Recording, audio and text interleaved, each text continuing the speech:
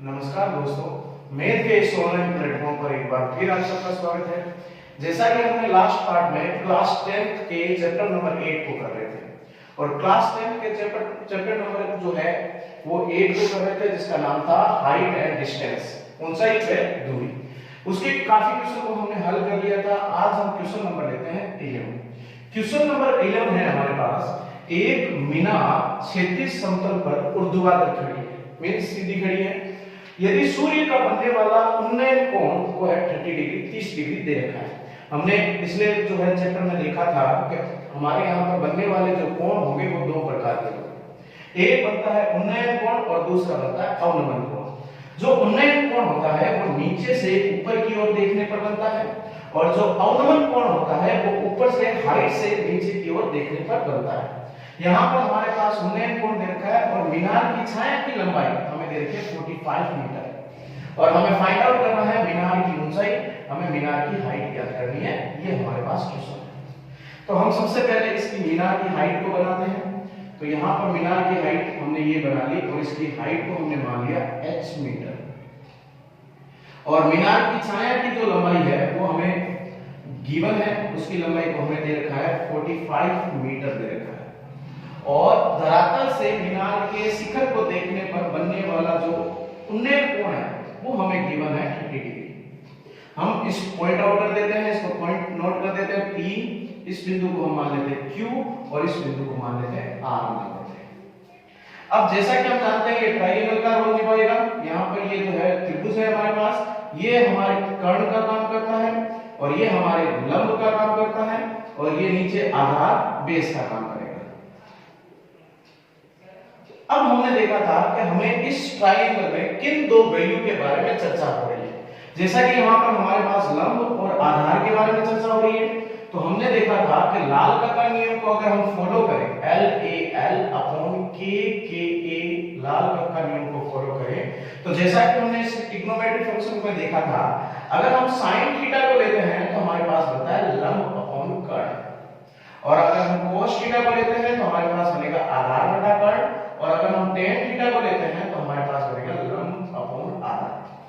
तो इसमें हमारे पास लंब और आधार दो चीजों के बारे में चर्चा कर रखी है, इसलिए हम कौन सा ट्रायंगल लेंगे, tan थीटा लेंगे।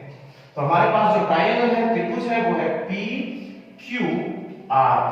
यहां पर हम वैल्यू को पुट अप करेंगे, tan थीटा लंब अपॉन आधार, जहां पर लंब काम कर रहा है PQ से और ये काम कर रहा है QR से और थीटा बनने वाला अवनमन कोण जो है वो है हमें दे रखा है उन्नयन कोण 30 डिग्री और PQ की वैल्यू फाइंड आउट करनी है, हाइट हमें निकालनी है h और QR हमें क्वेश्चन में दे रखा है 45 मीटर दे रखा है। और जैसा कि हमने एक्सरसाइज नंबर 6 में टेबल निकालना सीखा था, वैल्यू डिग्री का वैल्यू निकालना सीखा था, तो tan 30 की वैल्यू होती है 1/√3, ये मान होता है हमारे पास। तो यहाँ पर हम tan 30 की वैल्यू पुट अप करते हैं 1/√3 h/45। अगर हम इसकी क्रॉस मल्टीप्लाई करते हैं तो √3 h = 45 बन जाएगा और हमें h की वैल्यू निकालनी है, तो h = 45 डिवाइड बाय रूट, इसका हम परिमेयीकरण करेंगे तो √3/√3, इसका 45 मल्टीप्लाई √3, 45√3/3। अगर 45 में 3 का डिवाइड करेंगे तो ये बन जाएगा 15√3 मीटर। अगर हम यहाँ पे √3 की वैल्यू भी लगाना चाहते हैं तो सब जानते हैं √3 की वैल्यू कितनी होती है 1.732, ये वैल्यू हम पुट अप कर सकते हैं। ये हमारे क्वेश्चन नंबर 11 का रिजल्ट रहेगा, राइट। अब हम चलते हैं क्वेश्चन नंबर 12 की तरफ। क्वेश्चन नंबर 12 है हमारे पास, ये हमारे क्वेश्चन एग्जाम की दृष्टि से भी इंपॉर्टेंट रहने वाला है। ये कह रहा है यदि आंधी के कारण एक वृक्ष का ऊपरी भाग, अगर इसको हम डायग्राम के अकॉर्डिंग देखते हैं, हम मान लेते हैं ये हमारे पास कोई वृक्ष है, अगर ये यहां से कोई हवा की वजह से, आंधी की वजह से टूटकर ये ऊपर वाला जो हिस्सा है वो यहां पे आ जाता है, जमीन पर क्षैतिज रेखा पर आ जाता है, तो यहां पर टूटकर क्षैतिज के तल पर 60 डिग्री का कोण बना जाता है। यहां पर बनने वाला जो कोण होगा वो 60 डिग्री का होगा। वृक्ष पर का शिखर क्षैतिज तल की जड़ से 10 मीटर की दूरी पर है, मींस यहां से यहां तक की जो डिस्टेंस होगी वो 10 मीटर की दूरी पर होगी। फिर हमें कह रहा है कि टूटने से पहले वृक्ष की ऊंचाई ज्ञात करनी है, मींस हमें टोटल लंबाई ज्ञात करनी है। यहां से यहां तक की हाइट निकालनी। तो आइए हम देखते हैं इस सवाल को भी। सबसे पहले वृक्ष की ऊंचाई को हम मान लेते हैं ये, यहां से इस बिंदु को मान लेते हैं P, इस बिंदु को मान लेते हैं हम Q। ये वृक्ष की टोटल ऊंचाई है और हवा की वजह से यहां से वृक्ष टूटकर ये क्षैतिज पर आ जाता है। मींस ये वाला जो हिस्सा है हम इसको दो भागों में बांट लेते हैं, इसको मान लेते हैं H1 और ऊपर वाले भाग को मान लेते हैं हम H2 मान लेते हैं। और अगर हमें ये पता करना हो कि टोटल हाइट कितनी है वृक्ष की, तो हम लिख सकते हैं H1 प्लस H2। अब अगर हम देखते हैं कि हवा के कारण टूटने से ऊपर वाला भाग मींस H2 भाग है वो नीचे आ जाता है, मींस यहाँ H2 भाग अब हमारा ये काम करेगा, मींस ये वाला भाग H2 का काम करेगा। अब यहां से ये जो ऊपर वाला हिस्सा नीचे जमीन पर टकर रहा है उसको अगर डिस्टेंस इस पेड़ की बेस और यहां दोनों के बीच की डिस्टेंस निकाले हैं तो वो हमें क्वेश्चन में गिवन है 10 मीटर की दूरी दे रखी है।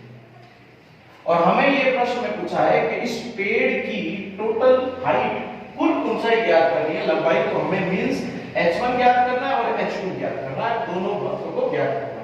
जैसा कि मैंने कहा ये हमारे यहाँ पर त्रिभुज का काम करेगा, जिसकी ये वाली जो भुजा है वो कर्ण का काम करती है और यहाँ पर ये वाली भुजा हर बार लंब का काम करेगी और जो ये वाली भुजा है वो हमारे पास करेगी आधार का काम। और क्षैतिज तल पर बनने वाला जो उन्नयन कोण है वो हमारे पास दे रखा है 60 डिग्री का दे रखा है, मींस यहाँ पर बनने वाला जो थीटा होगा वो 60 डिग्री का होगा। अगर हम इसको माने R और इस बिंदु को माने S बिंदु मान लेते हैं तो हमारे पास एक ट्रायंगल है, त्रिभुज है जिसका नाम है SQR। इसमें अगर हम देखते हैं सबसे पहले मैंने कहा था लाल का नियम को देखेंगे, LAL/K इसको देखते हैं। हम यहाँ पर दो चीजों के बारे में बात हो रही है। पहले हम यहाँ कितनी हाइट को ज्ञात करेंगे तो हमारे पास ये हाइट जो है लंब का काम कर रही है। दूसरा हमें सवाल में गिवन क्या है, आधार है, तो लंब अपॉन आधार जो है वो तीसरे वाले कॉलम में आता है और तीसरे वाले कॉलम में आता है मींस ये वाला होता है sin थीटा, सेकंड वाला होता है cos थीटा और थर्ड वाला होता है tan थीटा। तो यहाँ पे हम अगर tan थीटा अप्लाई करें तो यहाँ पर बन जाएगा tan थीटा लंब अपॉन आधार। यहाँ पर लंब जो है वो हमारे पास है SQ और आधार हमारे पास है QR और थीटा जो बनने वाला उन्नयन कोण है वो हमें क्वेश्चन में दे रखा है, थीटा का मान 60 इक्वल्स टू SQ मींस हमें H1 ये हमारे पास है क्योंकि हमने पहले वाले जो बची हुई भाग है उसको H1 माना था अपॉन QR जो कि हमें दे रखा है 10 मीटर। और जैसा कि हमने इसमें भी देखा था tan 60 की जो वैल्यू होती है टेबल में हमें याद है कि ये √3 होती है इसका मान, ये हमें याद रखना पड़ेगा। तो यहाँ पर tan 60 का मान है √3 H1 अपॉन 10 बन जाएगा।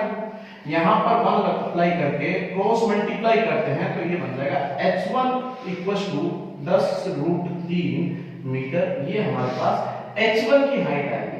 ये कुल पेड़ की ऊंचाई नहीं है, ये हमारे पास शेष पेड़ की ऊंचाई है, मींस बचे हुए पेड़ की हाइट है। तो यहाँ पर ये H1 का मान आया है 10√3। इसी प्रकार अब हम निकालेंगे H2 का मान निकालेंगे। तो इसी त्रिभुज में बात कर रहे हैं, त्रिभुज SQR, ट्रायंगल चेंज नहीं हो रहा है, त्रिभुज SQR में बात करते हैं। यहाँ पे हमें इस बार बात करनी है कर्ण की और जो गिवन वैल्यू है जो हमें सवाल में दे रखी है वो है आधार। कर्ण अपॉन आधार, कर्ण और आधार वाला जो कॉलम है वो आता है दूसरे वाले कॉलम में। मींस मैं ये कहूं ये वाला आता है cos theta, sin cos theta बराबर होता है आधार बटा कर्ण। तो यहां पर पहले हमने tan थीटा यूज किया था, अब हमें यूज करना है cos थीटा। cos थीटा बराबर होता है आधार बटा कर्ण, जहां पर आधार जो है वो QR से शो करवा रहे हैं और कर्ण जो है वो SR से शो करवा रहे हैं।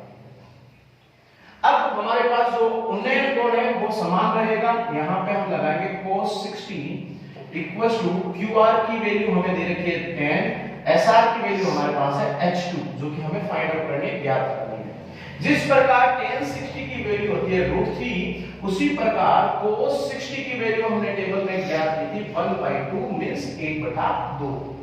अब यहां पर हम ये वैल्यू अप्लाई करेंगे तो 1/2 = तो 10 अपॉन h2, इनकी क्रॉस मल्टीप्लाई करेंगे तो h2 इज इक्वल टू आ जाएगा 20 मीटर।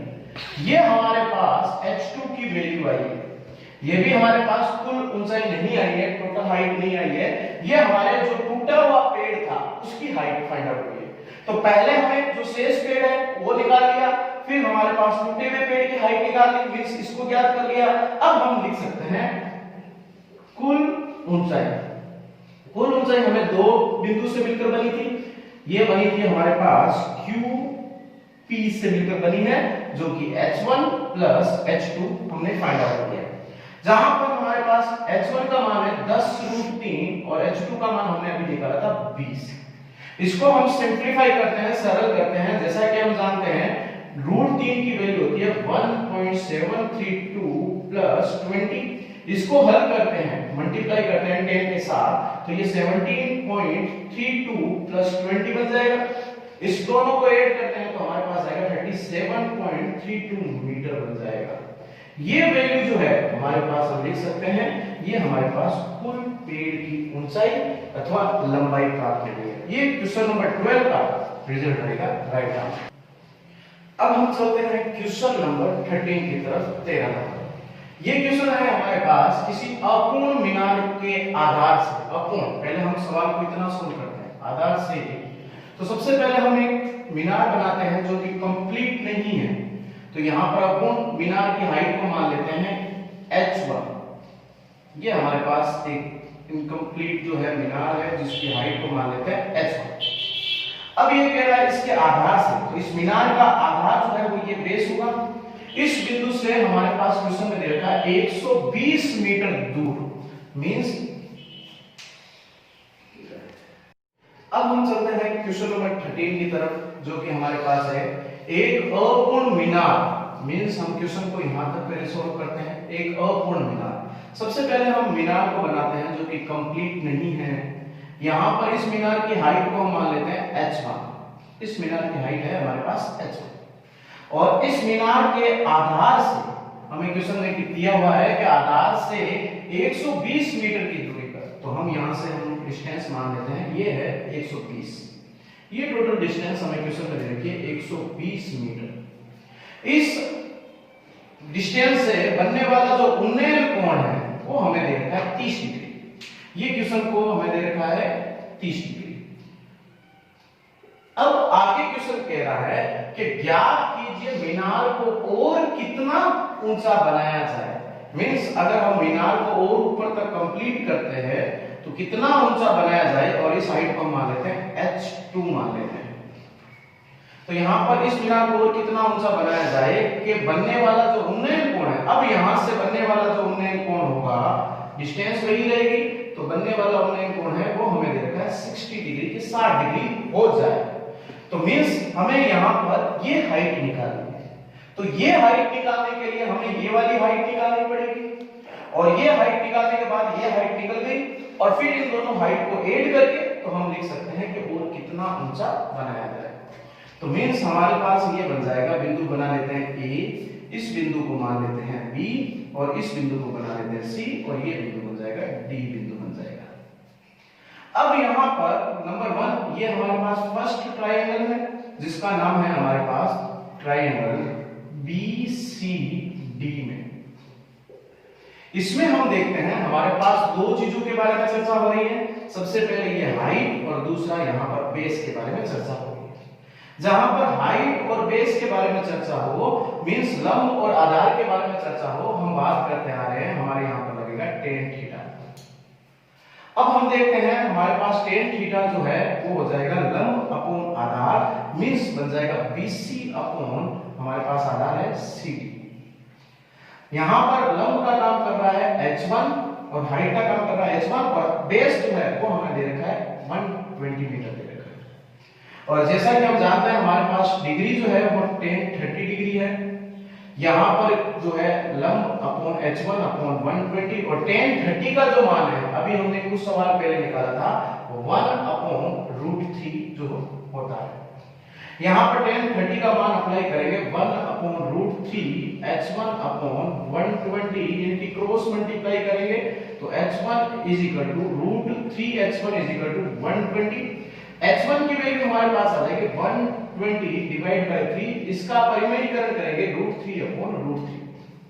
तो ये हमारे पास बन जाएगा h1 120 √3 डिवाइड बाय 3, इसको हल करेंगे तो ये बन जाएगा 40√3 मीटर। ये हमारे पास h1 है। मींस हमारे पास अपूर्ण मीनार की जो हाइट हमें ज्ञात करनी थी वो हमारे पास है 40√3 है। इसको हम इक्वेशन नंबर फर्स्ट बना लेते हैं 40√3 को, ये बन गई हमारे पास इक्वेशन नंबर फर्स्ट।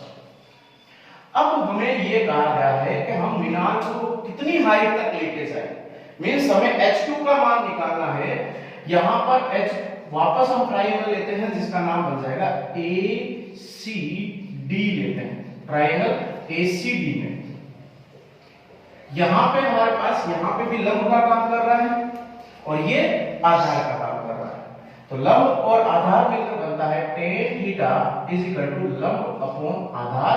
यहां पर लंब जो है AC का काम कर रहा है, AC, और आधार जो है हमारे पास CD का काम करेगा। बट जैसा कि क्वेश्चन में दे रखा है, इस बार थीटा जो है, कोण जो है, कुंडलिनी कोण, वो हमारे पास बन जाएगा 60 डिग्री का बन जाएगा। ये हमें क्वेश्चन में दे रखा है। तो यहां पर tan 60 और AC जो लंब है वो दो भागों से मिलकर बना है, पहला h1 और h2। तो हम इसको लिख सकते हैं h1 प्लस h2, बट इसका आधार सेम है 120। तो यहां पर मैं वैल्यू अप्लाई कर सकता हूं और सब जानते हैं tan 60 की जो वैल्यू है वो हमारे पास रहती है √3। यहां पर tan 60 की वैल्यू को लगाएंगे तो हमारे पास h1 plus h2 divide by 120, ये बना देता हूं अपॉन 1। इनकी हम क्रॉस मल्टीप्लाई करते हैं तो हमारे पास बन जाएगा h1 प्लस h2 120√3 बन जाएगा। अब हमारे पास हम नोट करें तो हमारे पास h1 की वैल्यू इक्वेशन नंबर 1 से हम पुट अप कर सकते हैं। तो हमारे पास h1 की वैल्यू हमने ज्ञात की थी 40√3 प्लस h2 इक्वल्स टू ये बन जाएगा 120√3। h2 इज इक्वल टू बन जाएगा 120√3 माइनस 40√3। इसको हम सब्सट्रैक्ट करते हैं तो हमारे पास आ जाएगा 80√3। ये हमारे पास अपूर्ण जो हमें कंप्लीट मीनार की ऊंचाई, मींस हमें जो और बढ़ाना है मीनार को, उसका मान ज्ञात हुआ है। हमें यही पूछा था ज्ञात कीजिए कि मीनार की ऊंचाई को और कितना ऊपर बढ़ाया जाए। तो हम लिख सकते हैं 80√3 बढ़ाया जाए। अगर हमें किताब का आंसर चाहिए, मींस जो हमारे पीछे जो दे रखा है वो आंसर निकालना है, तो यहां पर h2 80 और √3 की वैल्यू हम पुट अप करें 1.732 अप्लाई कर सकते हैं। इसको हल करें, ये हम पॉइंट हटाए, नीचे बन जाएगा 1000। अब इसकी मल्टीप्लाई करेंगे, ये कैंसिल आउट हो जाएगा तो हमारे पास h2 138, इसकी मल्टीप्लाई करें हम 1732 मल्टीप्लाई बाय 8, तो ये बन जाएगा 16, 124 5, ये बन जाएगा 8 5 8 और ये 30, तो ये हमारे पास आ जाएगा 1385 6। अब डिवाइड बाय 100 करें तो हमारे पास आ जाएगा h2 138.56 मीटर, 138.56 मीटर हमारे पास जो हमें ऊंचाई को बढ़ाना है वो हमारे पास वैल्यू आ जाएगी। ये आ गई। ये क्वेश्चन नंबर 13 का आंसर रहेगा राइट आंसर। अब इस चैप्टर से जो नेक्स्ट क्वेश्चन है हम नेक्स्ट पार्ट में करने वाले हैं। इन सवालों में कोई भी डाउट हो तो आप कमेंट के माध्यम से पूछ सकते हो। धन्यवाद।